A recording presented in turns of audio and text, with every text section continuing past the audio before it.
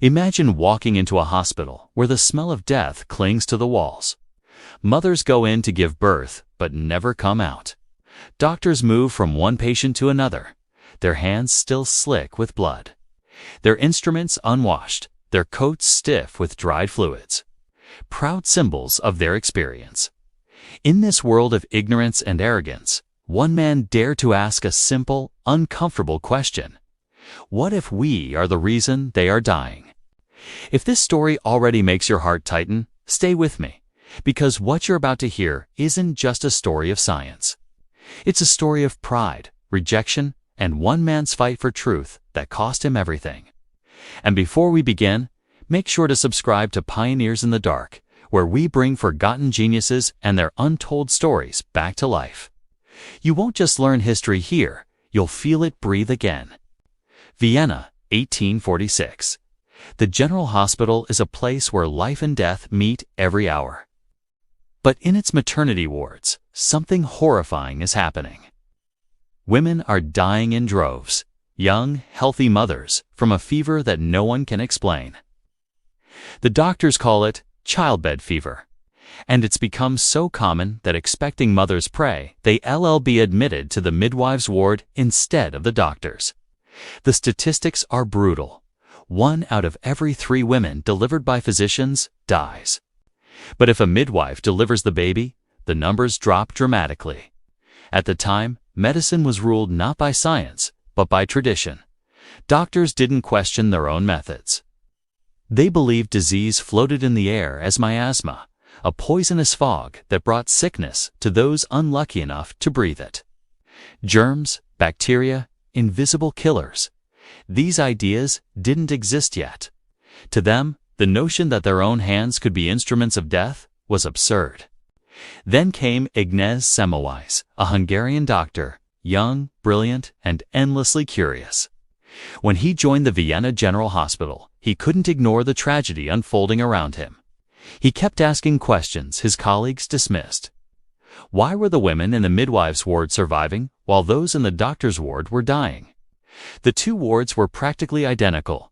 Same beds, same procedures, same conditions. The only difference: the doctors also worked in the autopsy room. It was a chilling realization. Every morning, these doctors performed dissections on corpses to study anatomy. Without washing their hands, they'd go straight to deliver babies.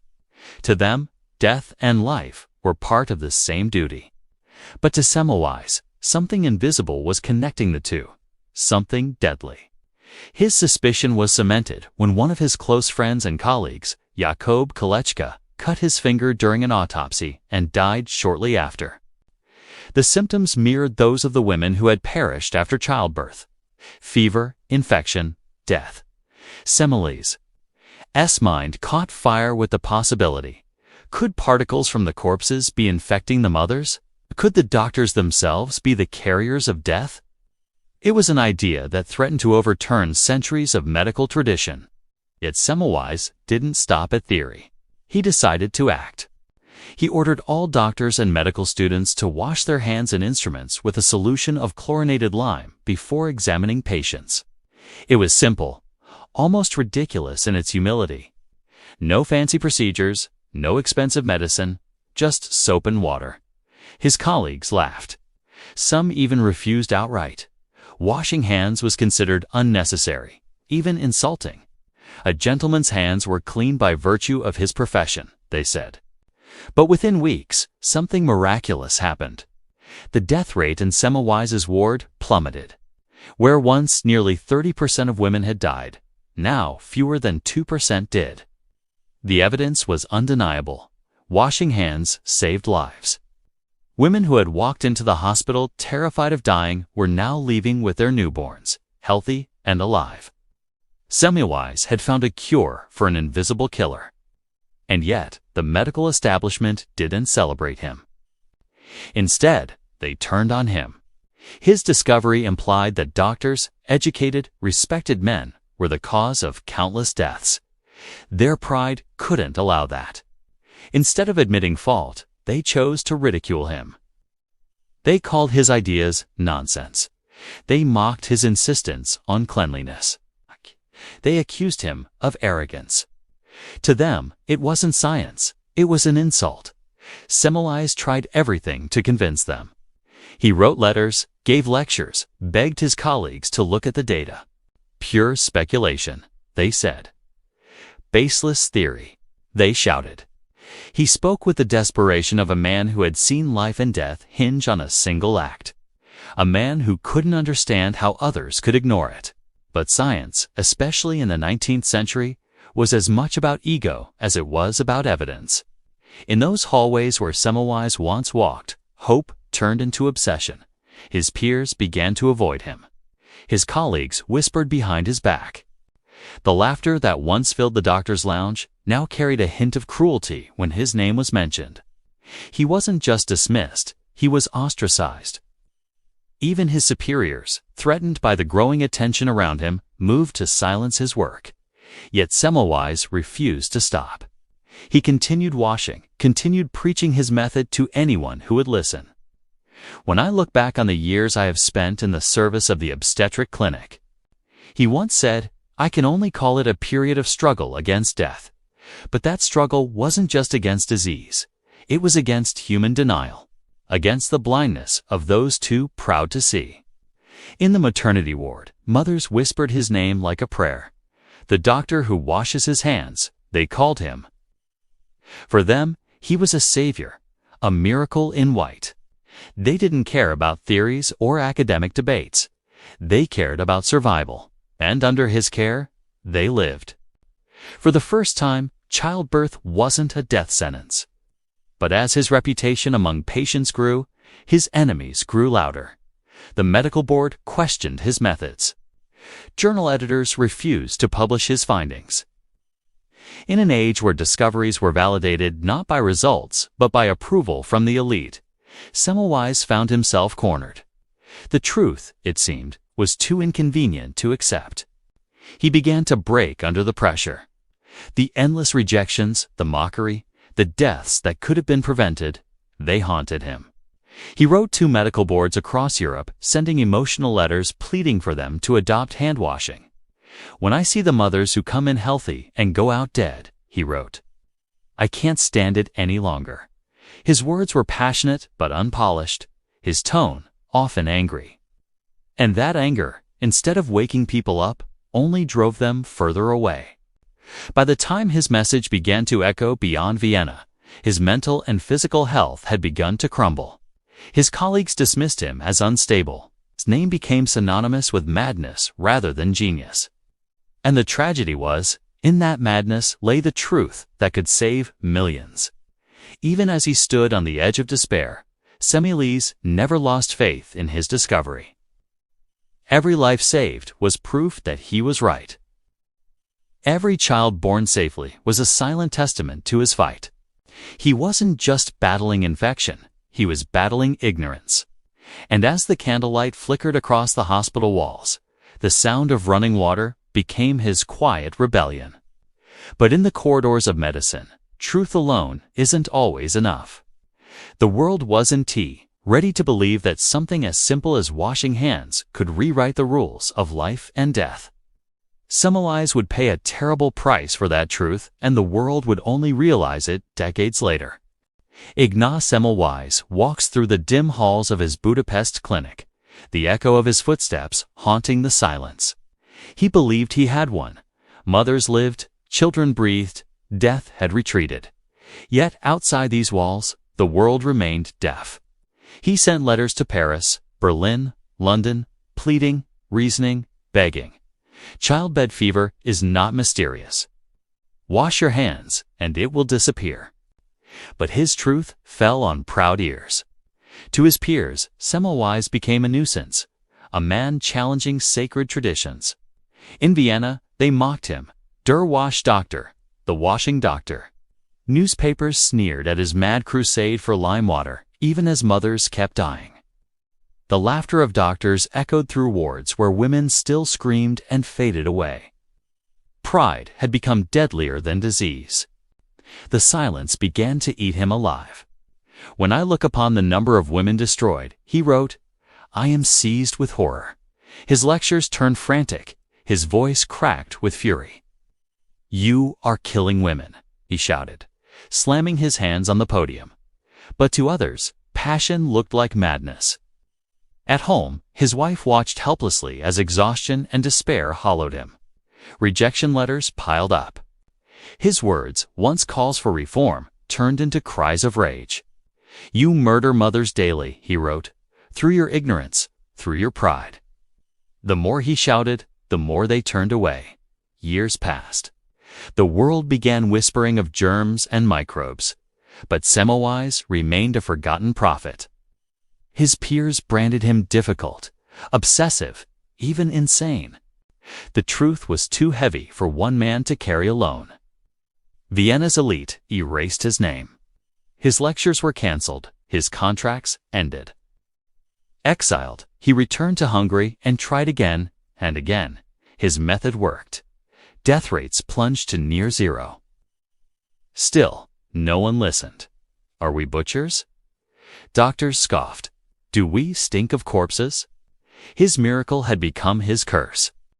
He wrote furiously, letters to every medical authority in Europe, each one more desperate than the last.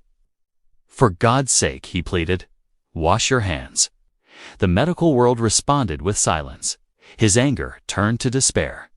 His brilliance to obsession. At night, he whispered the names of the dead, as if haunted by every mother lost. By the 1860s, the tide of science was turning. In Paris, Pasteur studied microbes. In London, snow traced cholera.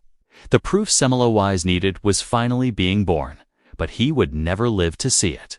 His own mind began to break under the weight of years of rejection. In 1865, convinced he was ill, his friends lured him to an asylum. He thought it was a new job until the gates closed behind him. When he resisted, the guards beat him. Infection set in, the same kind of infection he had fought his whole life to prevent. Within 2 weeks, Ignaz Semmelweis was dead. He was 47. The world moved on without him. His death made no headlines.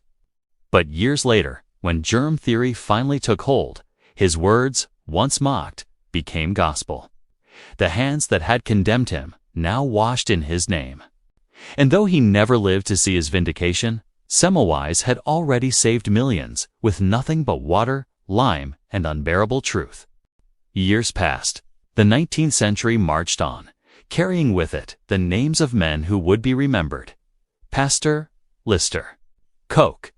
The world began to speak a new language, the language of germs, sterilization, and hygiene. Louis Pasteur's experiments in France proved that microorganisms cause disease. Joseph Lister, inspired by Pasteur, began using carbolic acid to sterilize surgical instruments. For the first time in history, doctors washed not just their hands, but their tools, their rooms, their entire philosophy of medicine. The world hailed them as pioneers, and they were. But beneath their triumphs lay the forgotten ghost of Vienna. Ignaz Semmelweis, the man who had seen it all decades earlier. By the 1880s, the irony was complete.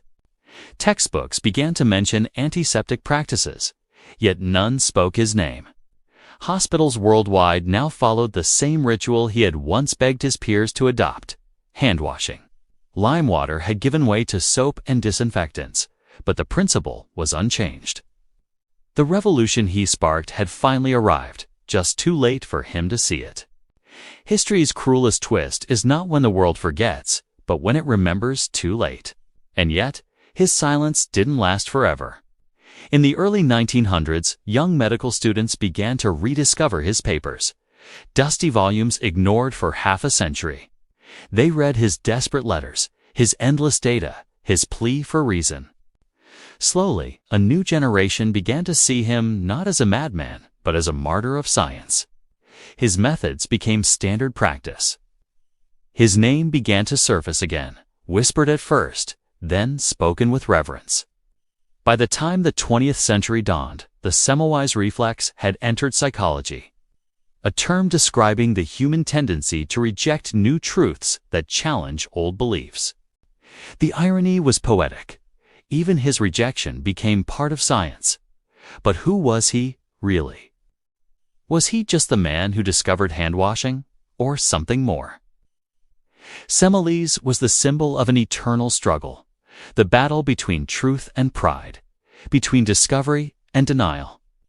His story reminds us that ideas don't die when their creators fall. They live in the hands of those who finally choose to listen. He was one of those rare souls who could see beyond the veil of habit, beyond the comfort of conformity, and for that, he paid the ultimate price. Imagine for a moment what it must have felt like for him, to hold in your hands the power to save lives, yet watch the world ignore you. To walk the hospital halls knowing that one bowl of clean water could spare thousands, yet hear laughter instead of belief.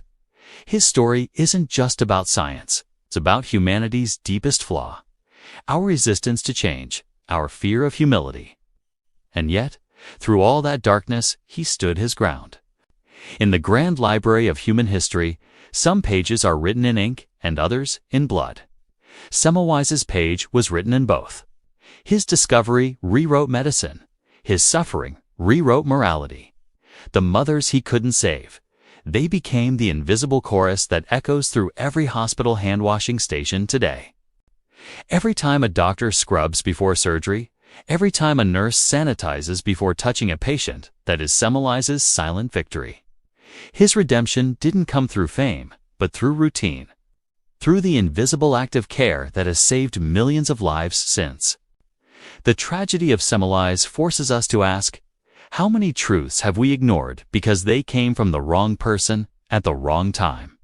How many pioneers have been silenced not by failure, but by arrogance?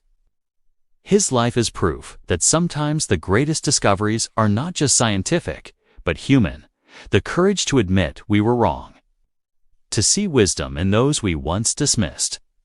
Today, his name stands among the immortals. Statues of him now rise in Budapest, Vienna, and Washington, D.C. hospitals bear his name. Medical schools teach his work. His story is a mandatory chapter in the history of medicine, not just for what he discovered, but for what he endured. It's as if time itself apologized, centuries too late. But if he could see our world today, the antiseptic bottles, the sterile gloves, the automatic sinks, would he feel vindicated or heartbroken? Would he smile or simply whisper, "Finally"? Perhaps both. Because even though the world took everything from him, his truth survived. And that is a victory no asylum, no mockery, no silence could erase. Ignaz Semmelweis died believing he had failed. But history, in its slow and mysterious way, proved him right. And that's the haunting beauty of science. Truth may sleep, but it never dies. It waits in the shadows, patient as light beneath darkness, until someone dares to see it again. He may have died behind locked gates, but his idea unlocked a new era for humanity. One man, one basin, one act of washing hands, and medicine was reborn. His story reminds us that real change doesn't begin with applause. It begins in defiance.